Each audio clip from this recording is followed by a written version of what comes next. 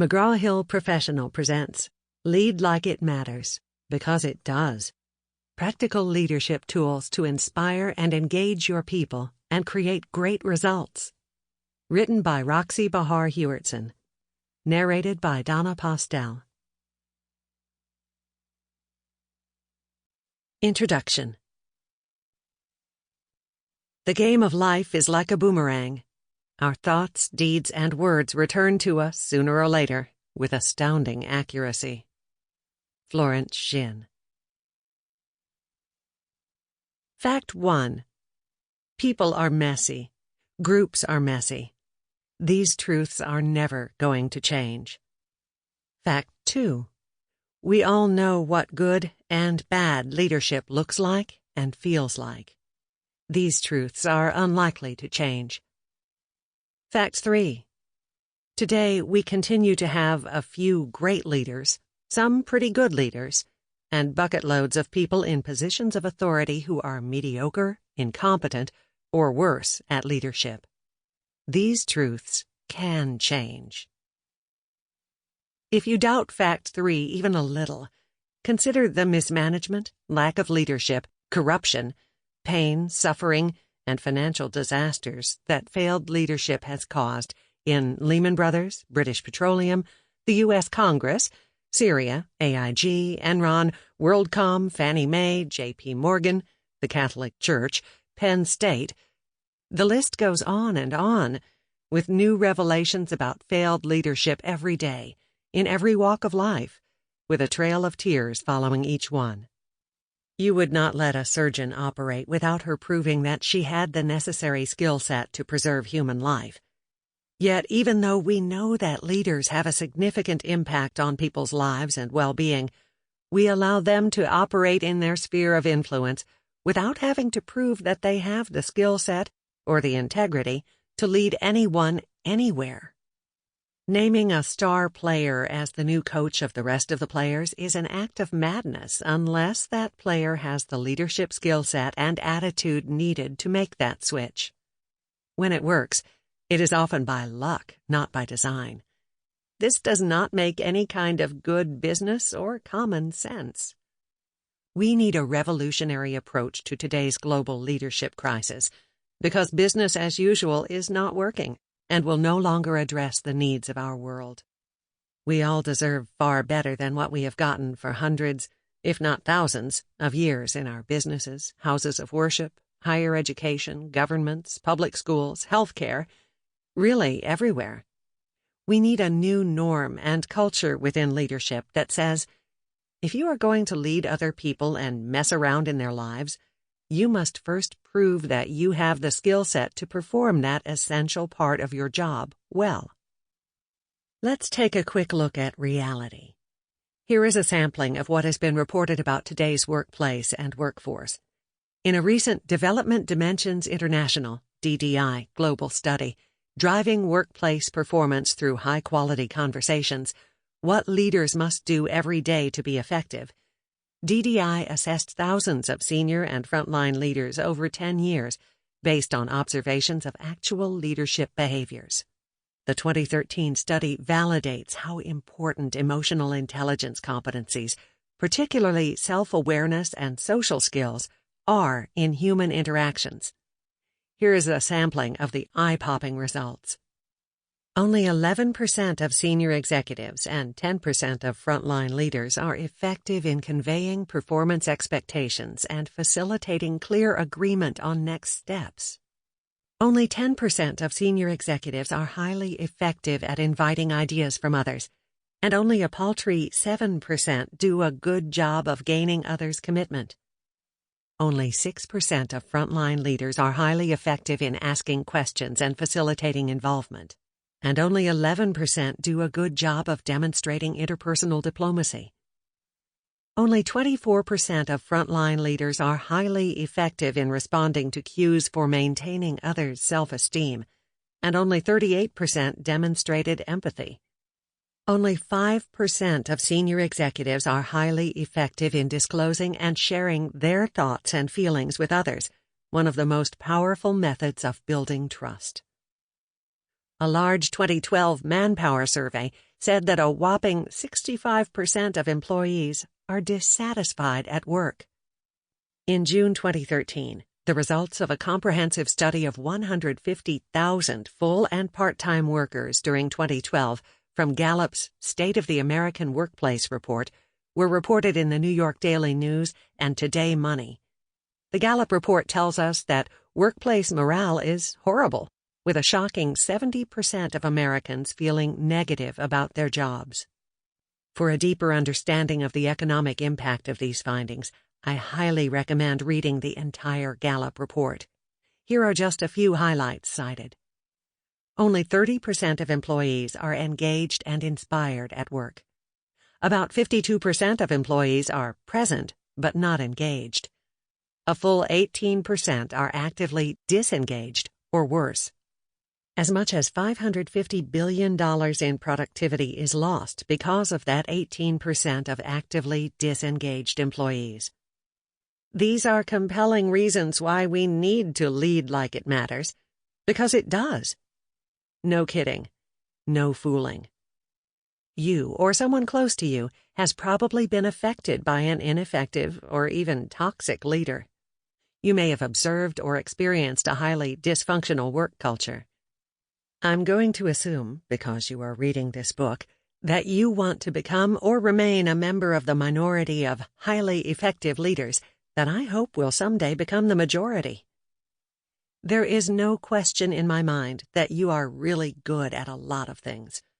It is also a safe bet that you have some gaps in your leadership skills that you could and should address. Am I right? Do you know what they are? It's all right.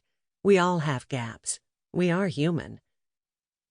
No matter where you are in your leadership journey today, this handbook of proven, over decades of testing and practice, and practical, everyday how-to tools and skills can be applied to raise your bar significantly, measurably, and consistently. I am your tour guide. You are driving the bus. I have excellent maps. Your job is to read them and then personalize each one.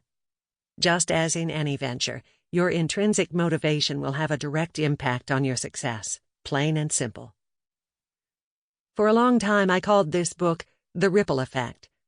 I began by thinking about the age-old pastime of skipping stones across a pond.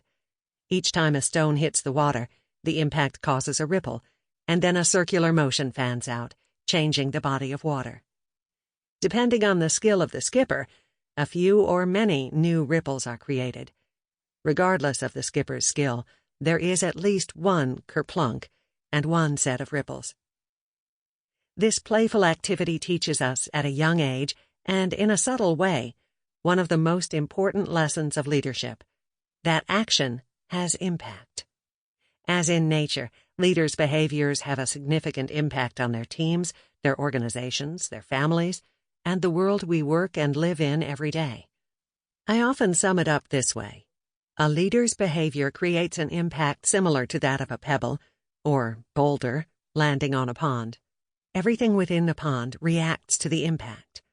The ripples grow and spread until they reach the boundaries of their influence. So it goes with leaders, regardless of their intent.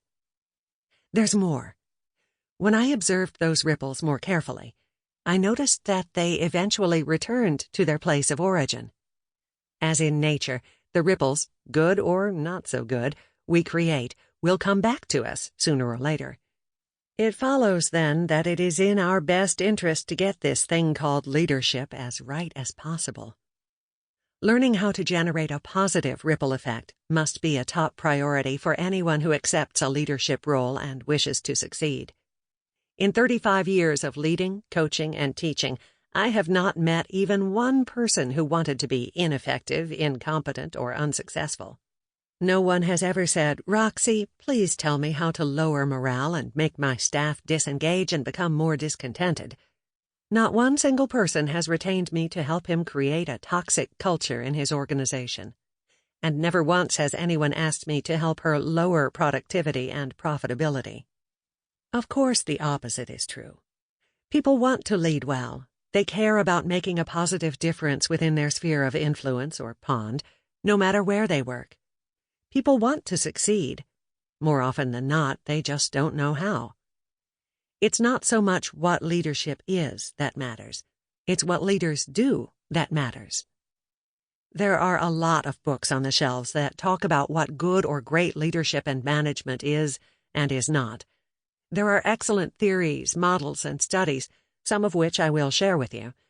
But it is often difficult, if not impossible, to figure out how to integrate all that good information and apply it to your work and your life.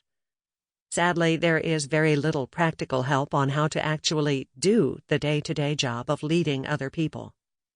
Most of us are not CEOs of huge Fortune 500 corporations. They have access to all the leadership training and development resources that anyone could ever want. Whether they take advantage of those opportunities or not is a different question. My goal is to help fill that gap so that you can navigate the challenges that arise every day in leadership more successfully. This is the primary reason that I wrote this book and continue to teach my courses. There is also one more reason. I would like you to help me go out of business. I am dead serious. Nothing would make me happier than to wake up tomorrow morning and discover that no one needed my help, coaching, advice, or intervention, because that would mean that every leader everywhere was putting into practice the advice and tools that he or she needed to lead well. Imagine what a different world it would be. In the meantime, within these pages you will find in very practical terms the tools you need to liberate and empower the leader within you. Much of what you will read here about leading well, I have learned from my mentors, teachers, direct reports, bosses, clients, and students. After decades of practice and study, I am very clear about what works and what does not work. It has become my life's purpose to share what I know. Along the way, I've tripped into and over many epiphanies, even been smacked upside the head by them. Let's begin with 8 aha leadership insights that have helped shape my understanding of the challenges that leaders face. While some of these may seem obvious, some may surprise you. I will explain each of them in Part 1. Insight 1. Knowing is the easy part. Doing is the hard part. Insight 2. Leading people is messy. Insight 3. Leadership is a discipline, not an accident. Insight 4. Leading and individual contribution require opposite skill sets and motivations. Insight 5. Leading is all about relationships. Insight 6. Learning the soft skills is hard. Insight 7. Most change efforts fail, and they don't have to. Insight 8. Leaders create and destroy cultures. Then we'll move on to the 4 core masteries in which every leader needs to attain reasonable competence. These masteries will address all 8 insights and more. Personal mastery. This is discovering who you are as a leader, your emotional intelligence, your style and preferences, your life purpose, values, and vision, and how you can and do impact others. This mastery will help you take an authentic look at yourself, past, present, and future. Here we will look at your leadership style, your intent versus your impact, how you arrived in the life and work where you are today, and finally, what really matters to you. Interpersonal mastery. This is discovering how you communicate and interact with others. We will work on several dialogue skills.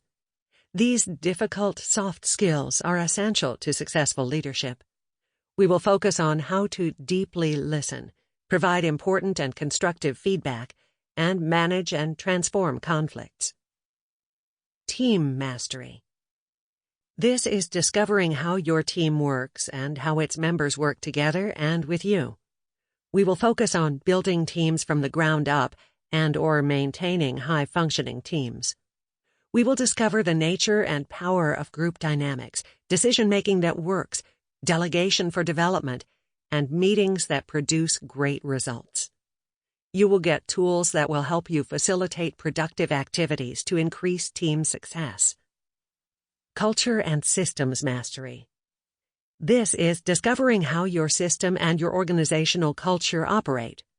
Since you and your team affect others and others affect you, we will look closely at what is happening in your culture, including a cultural assessment tool I call the CAT scan. We will explore what can happen inside systems that will blow them up or make them stronger.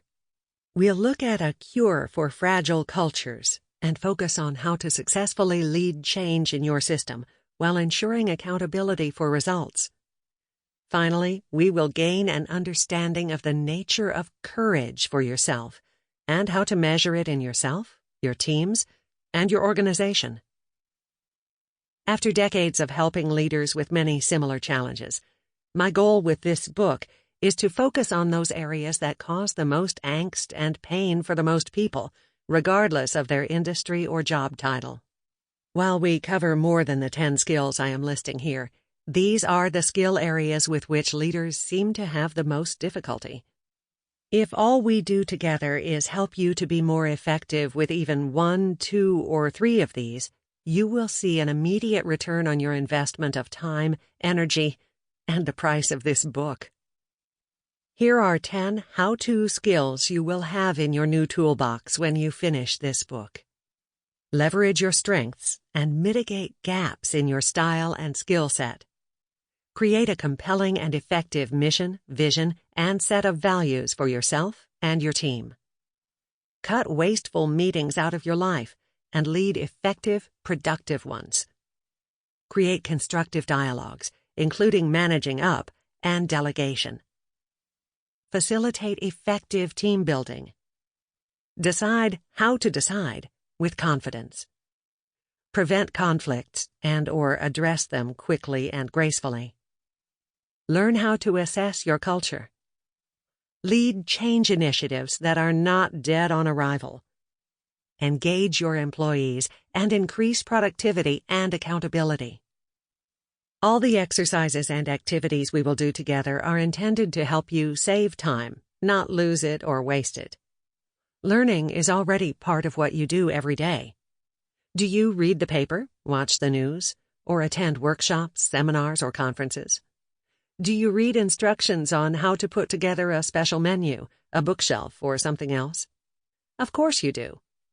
Going through this process, you should find that you are working smarter, not harder, and you will be more confident and joyful at work. The whole idea is to make it simple. Notice that I did not say easy. Becoming a great or even reasonably effective leader is a lot of work. Knowing who you are, what motivates you, and where your passions lie are essential if you want to be excited about going to work and feeling successful. Wherever you are right now on the leadership continuum is perfect. Really, it is. It does not matter how much or how little you know. Some chapters may cover things that you already know and do very well. Some will be timely reminders, and some may be huge aha moments for you. You are the best judge of where you need to spend the most time. It is essential that you are completely honest with yourself, or the whole process will be useless and a waste of your time. Remember, no one is watching. No one will know what you think or say to yourself unless you choose to share. This is a golden opportunity to really take a close look and to discover the truth about you as a leader. Believe it or not, you may even decide after all is said and done that you do not want to be a leader of other people. For some, that can be a really smart decision. I've taught courses where an individual had that realization, and it may have saved his life. The extreme stress of being someone whom you do not want to be and doing something that you do not want to do can be a killer, literally.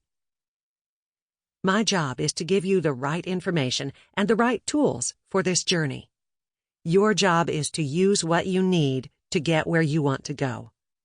By the time we have completed the 4 masteries, you will have a valuable collection of practical tools in your toolbox and a handy reference guide in case you need a refresher or want to share an exercise with your team. How to use this book. We start with you, Then we move on to examine your interpersonal success with others, including your team. Finally, we complete the picture by exploring the culture and the system in which you work. Individual leader, team, system, in that order. The most effective way to use this book is to get yourself a notebook in which to write notes to yourself, work on the dozens of exercises, and answer questions as we go through each chapter. Because each chapter builds upon the one before it, it is best to make the trip through the book in the order in which the chapters and exercises appear, rather than skipping around. After your first reading, skip around all you like. Mark the pages and chapters that you would like to revisit. If you would like to check out my online leadership resources, just go to www.askroxi.com. You'll find free chapters of the course, a quick leadership style assessment, and access to my monthly newsletters. I want to thank you for picking up my book. To that end, you will receive 50% off the course price if you would like to enroll in my online leadership course. Just click on the Buy Now page, select Leading with Impact, and when prompted, enter in your special coupon code exactly like this, Ask Roxi Leader. In the meantime, I hope you enjoy the book. Are you ready? Good. Then let's get started. Part 1. The 8 Leadership Insights. Chapter 1. What are the 8 leadership insights? Insight 1. Knowing is the easy part. Doing is the hard part. We are what we repeatedly do. Excellence, then, is not an act, but a habit. Aristotle. This is intended to be your leadership workbook, playbook, and handbook to help you get on with the doing part. All the rest of the insights are driven by Insight 1. Some of the best intended and least effective leaders I have known have read and could easily quote dozens of books and even more articles on leadership. They often know the buzzwords and the jargon, the latest trend in strategic planning, and the newest way to build an organizational chart. Evaluating and retaining this plethora of information in your brain is one thing. Integrating what you learn into your behaviors and actions and making it real for you and for those you lead is a much bigger challenge. Why? Because changing our behaviors is one of the most difficult feats known to humankind. There will be days when you might think it would be easier to jump across the Grand Canyon. Unlike jumping the Grand Canyon, changing behaviors is possible. To do anything new or difficult, you must be truly motivated, and you must know exactly what you want to change. You need to identify what success looks like for you, not someone else's definition, but your definition. You also need to develop an ongoing focus, along with built-in, reliable sources of feedback about your progress. For example, if you wanted to lose or gain 20 pounds, you would need a scale and/or clothing of a different size to provide you with a feedback loop that would let you know how much or how little progress you were making. It's the same with any goal, and certainly with any behavior change. You need to determine the right metrics, and you need to ensure that you are receiving feedback on your progress. Once you combine knowing and doing, you are well on your way. Don't give up on something that matters to you.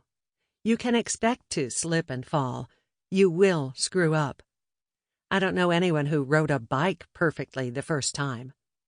As you are learning and doing, be gentle with yourself. Don't expect perfection. Celebrate your progress because each step, no matter how small, gets you closer to your goal. Insight 2. Leading people is messy. I will pay more for the ability to deal with people than for any other talent under the sun. John D. Rockefeller. When we accept the role, assignment, or mantle of leadership, it is important that we know what we're really getting into. People are, and will always be, unpredictable. There is no plain vanilla workplace or workforce.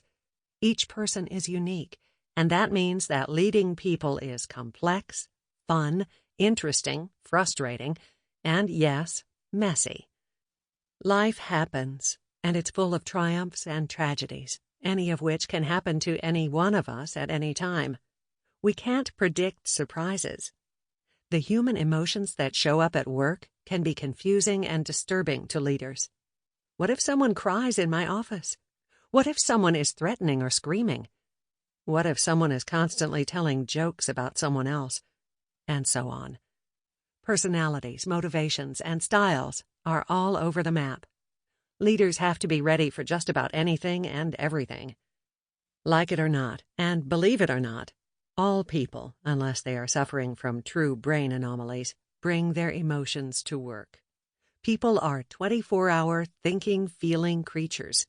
They can, and often do, behave differently from our preconceived perceptions and/or assumptions about them. Our values drive our decisions, which generate emotions that often show up in our behaviors. It's a knee bone connected to the thigh bone kind of thing. Emotions, both happy and unhappy, are contagious and can spread like wildfire. Anyone who has been around several babies in the same room will have noticed that when the first baby begins to cry, most, if not all, of the other babies, one by one, will begin to whimper. This reaction doesn't disappear when we become adults. We still catch fly-by emotions more quickly than we catch a cold. No matter how much some people think that feelings are supposed to be kept out of the workplace, emotions leak out, from men and women, young and old, contained or gregarious. The idea that we can keep feelings out of the workplace is a lot of bunk. Besides, we want people to feel when it suits us, right? We want them to be loyal, grateful, ethical, engaged, and nice to the people they work with and for. These are all feeling-based behaviors. It's just the inconvenient feelings that we would like people to leave at the door. Sorry, it doesn't work that way. We all bring our 24-hour, lifelong selves into work, like it or not. We know that some people can compartmentalize their emotional lives more neatly than others. However, if you can read body language well, you will see that the emotions are still there, just well hidden. In my experience, no matter how far under the surface those emotions are, sooner or later they will manifest themselves. Leading is one of the most rewarding jobs anyone can have, if and only if leading is joyful for you. Yes, I said joyful, and I meant it. If you find that most of the time you dread the messiness of leading people, please put this book down and go out there and do something that you really enjoy. Don't try to lead people unless you have a passion for it. You'll make yourself sick and everyone else at work and at home miserable. The human and business costs are far too high, and really, it's just not worth it. Insight 3. Leadership is a discipline, not an accident. All great achievements require time. Maya Angelou. Those of you who already lead people, as opposed to technology, science, or thought leaders, for example, may think you got to your position because you are a good leader and were recognized as such. They hired me, didn't they? The sad truth is that you, along with the rest of us, probably got your first and even subsequent leadership roles by luck, not by design, and sometimes even by default. If you are not a leader yet, but you feel that leading may be your calling, you should keep reading to make sure you know what you're getting into and to see whether leading is a good fit for you. Leaders find themselves responsible for the work lives of other people because their knowledge, performance, and technical skills as an individual contributor were exemplary, or at least pretty good. That doesn't mean that the whiz kid knows how to lead other whiz kids. Learning to become an Olympic athlete, an engineer, a teacher, a scientist, or an opera singer requires one to learn increasingly difficult skills, to practice, and to receive regular feedback on one's performance again and again. This is also true for becoming, practicing, and remaining a skilled, effective leader. Leading is both an art and a science, and it takes a lot of determination, skill, and practice. Sample complete. Ready to continue?